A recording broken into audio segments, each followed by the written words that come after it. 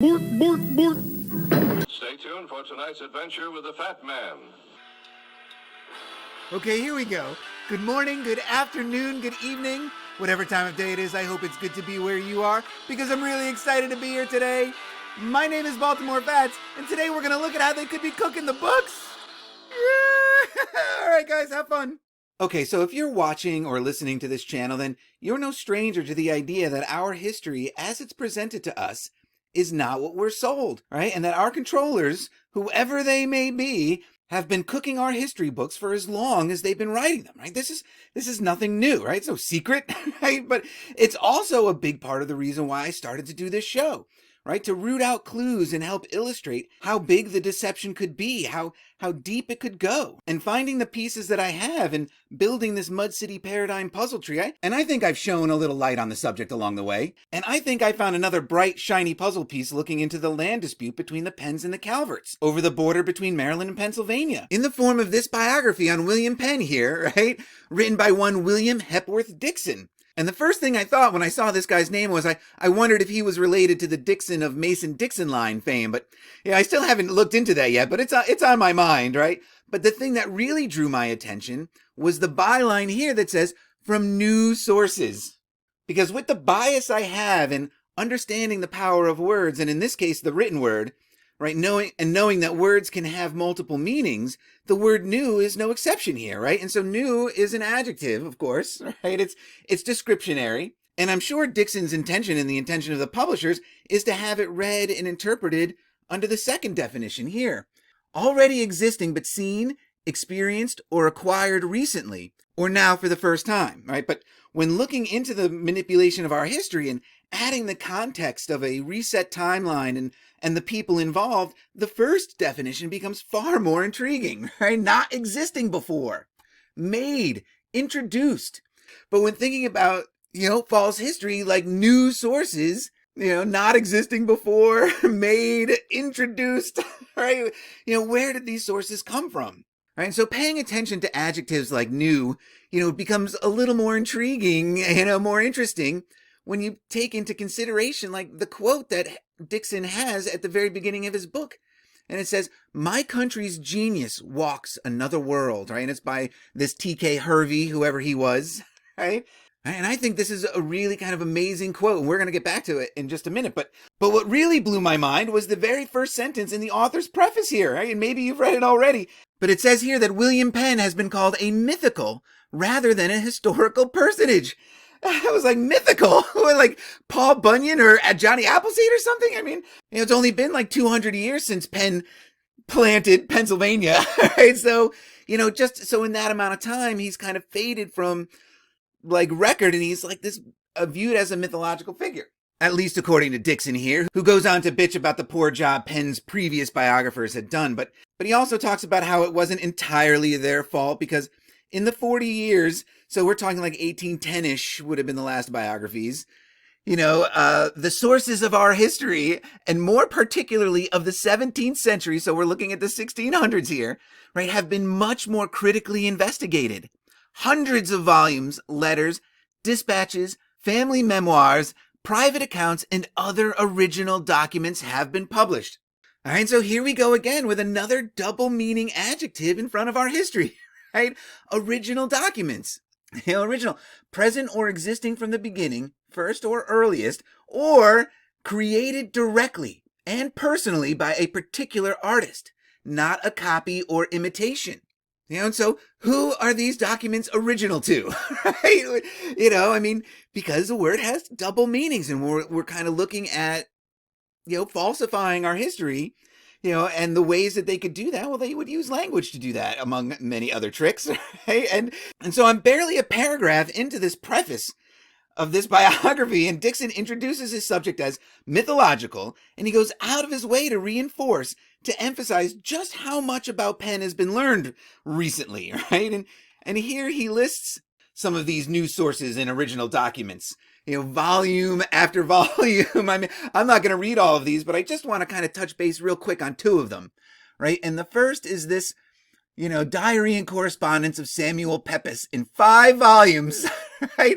And now, What's interesting about this is that I mentioned in the last episode that Dixon here asserts that Charlie Calvert, the third Baron Baltimore, was involved in something called the Oates Conspiracy. And so I looked into that a little bit, and it's a really fun story. So hopefully I'll do a little short episode on that sometime soon. But the thing about it is this Samuel Pepys is also implicated in this story. So I think it's rather interesting that Dixon doesn't find that a problem in finding credibility in Samuel Pepys's diary and correspondences. But the other one I wanted to talk about is this one down here, right? The original letters of Locke, Sidney, and our old friends the Shaftesburys, right?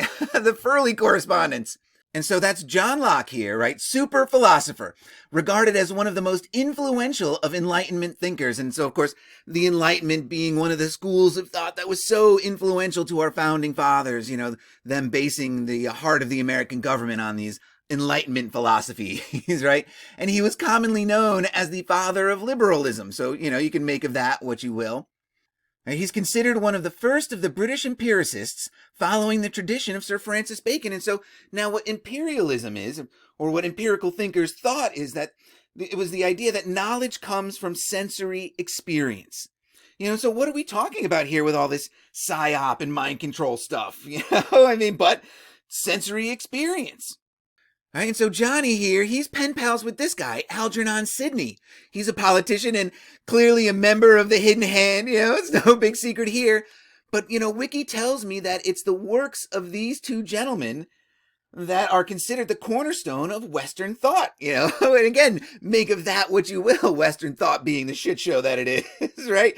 But, you throw in a Shaftesbury in there, and in this case, the first Earl of Shaftesbury, member of the Privy Council, and at this time, Lord Proprietor of Carolina, and that's something I really need to get a little more into, right? But this is a really interesting group of people here, and to first read these names connected, it's like, well, how did Penn kind of fit in there, right? But it's using all of these new sources here that Dixon, that he's going to attempt to do something that's never been done, right? Because no writer has yet treated of Penn as a great English historical character, the champion of the jury laws, the joint leader with Algernon Sidney of the Commonwealth men. And so this is how he's tied to Algernon Sidney, but I'm not quite certain what Commonwealth men means, right? He was a royal counselor from 1684 to 1688, courageous defender of free thoughts, the founder of Pennsylvania. Right? This omission I have now endeavored to supply, with what success the reader must decide. And he goes on to say that he spared no expense, no trouble at all in the search for materials. Yeah, he didn't mind staying up late under candlelight writing some of this stuff, right? And because a fortunate incident threw some of Penn's unpublished letters in my way, and the perusal of these first suggested the idea of attempting a what? A new life, right? And so, again, reading in between the lines here, it seems to me that he is really consciously telling us exactly what he's doing with the history and what his intentions are with this biography of William Penn. To take him out of mythology and create a history that can be reinforced in our history books. That's what these people are doing, right? And so hearing the story of how Penn's unpublished letters just fell into Dixon's lap, it kind of reminded me of the story of the Calvert papers. And, I can't remember if or how much about the Calvert papers I talked about on my show in the past, right? And so essentially what it was this massive collection of Calvert correspondence that provides invaluable insight, not only into the Calverts, but also into the founding and colonization of Maryland, And it's just so coincidentally enough that these papers happen to go missing for quite a while, right? As so many of these papers of the late 1600s and early 1700s have done, they just go missing for a while, then so happen to turn up 200 years later, right? It's just unbelievable. All right, so the Calvert Papers is another really shining example of just how they could be planting our history. And so I'm going to let the amazing Mendez Cohen here tell us the story of the recovery of the Calvert Papers real quick, because this is really amazing, right? And because Mendez Cohen was the chairman of the committee on the Calvert Papers, right? And so this is his address to the Maryland Historical Society at the presentation of said Calvert papers, right? And it was delivered on October 10th, 1888. And here he's recalling a correspondence with his late mentor, John Henry Alexander, who was in London in the autumn of 1839. And it was there that Alexander saw lying in one of the rooms on the ground floor 2 considerable chests marked Calvert papers, which I myself observed with much interest, but he really couldn't stick around, and when he goes back, they're gone. And he writes that he thinks they may have just been moved to some attic somewhere, and Mendez agrees with this summation, right? But he promises himself the pleasure of searching them out as soon as opportunity permits him to visit England, right? But a very fortunate thing happens, right? And that there's an act passed by the governor. There was a series of acts at this time, that were specifically designed to legislate our history. Right? They gave authority to people to go out and purchase documents so they could essentially create a narrative out of them. Right? So it says this act of 1858, the governor was authorized to appoint some person to procure copies of all papers and documents of value relating to the provincial history, which were to be found in the Colonial Office in London. And then this is unbelievable, in the library of Zion College, right? And in the archives of the propaganda at Rome. I was like, what? Wait a minute, what? Okay, the Colonial Office in London makes sense, but in the library of Zion College, and again, Zionism is playing an increasingly important part of this story, as it has right from the very beginning of the Mud City Paradigm Puzzle Tree. And so I was really curious about that, and I wanted to find out a little bit about Zion College. All right, and here it is here, right? And this is an engraving of it in 1791. And they say that this is the former Zion College building recently in Victoria Embankment. So it makes me want to believe that these are supposed to be the same building, but if it is, they did extensive overhauls on it. I mean, it doesn't really look like much the same building, and there's no street here, and so I'm not actually going to get into the history so much, but it does say that in the 1640s, Zion College was regarded as a stronghold of the London Presbyterians, right? Their de facto headquarters. And so now think about that with the Presbyterians and the covenanting that was happening in Scotland and Ireland, and the part that they are about to play in the English Civil War. No coincidence that the Maryland papers would be in this Presbyterian stronghold, but also kind of interesting because Maryland and the Calverts were quite Catholic, right? As witnessed by this, right? Because what the propaganda of Rome is this congregation for the evangelization of peoples, right? It's a congregation of the Roman Curia of the Catholic Church responsible for missionary work and related activities. And because that's what we have to think about the colonization of Maryland as. It was missionary work. The Calverts coming over with the Jesuits, right? Because what is missionary work, right? It's nothing more than propaganda, right? As the former title of this congregation states, it was the Sacred Congregation for the Propagation of the Faith. Propaganda. And I'm not even going to try that Latin. And so in the wake of this act of 1858, Mendez Cohen is in communication with this Winslow Jones of Exmouth, England, right? And William Jones says that he can get his hands on these Calvert papers because he's found that they're in the possession of Colonel F.H. Harford, a retired officer of the British Army and descendant of the last Lord Baltimore. And so here he is, right? The last one was Freddie Calvert, the 6th Baron Baltimore, right? And so in May 1887, Winslow Jones writes to Mendez Cohen. He says, "I finished on yesterday the examination of the deeds and papers at Down Place. They were in utter confusion, in one very large chest, and not in the 2 in which they were originally kept, without any arrangement and mixed up with family papers unconnected with the province, and very many of both sets without endorsement. But they are all now arranged and for the most part marked." And so now this is interesting because, they're mixed up with family papers unconnected with the province. I wonder what was in those family papers unconnected with the province, because, the Maryland Historical Society, that's not what they were interested in, right? Right? So they didn't, need to keep those papers, right? And they had many without endorsement, so that means they weren't signed or didn't have a seal on them, So again, hard to really verify their authenticity, perhaps. But since they're in with this massive chest of Calvert papers, they must be Calvert papers, right? And he said that the chest, and so Winslow Jones says that the chest has for some years been in an old orangery, now used as a potting house and for garden purposes, and some signs of damp are on a few of the papers. And that if the chest should remain for some years longer in its present place, the papers may be seriously injured. Whew. It's a good thing he got there, right? Who keeps papers in an orangery, in a wooden chest? But unfortunately at the time they are unable to successfully purchase the papers, right? Hartford doesn't sell them, right? And so a little bit later that year, this one Dr. Randall of Annapolis, who's a member of the Maryland Historical Society, he goes over. And so he calls on Hartford's solicitors in London, essentially his lawyers, right? And he's informed by them that some of the papers were still at Down Place, partly in the house, and some were partly buried in a field adjoining. Who buries papers?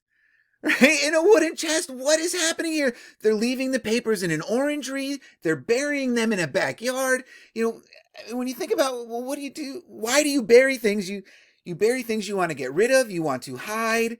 But maybe, perhaps, like in the case of like paper, you would bury it because you were trying to artificially age it, maybe.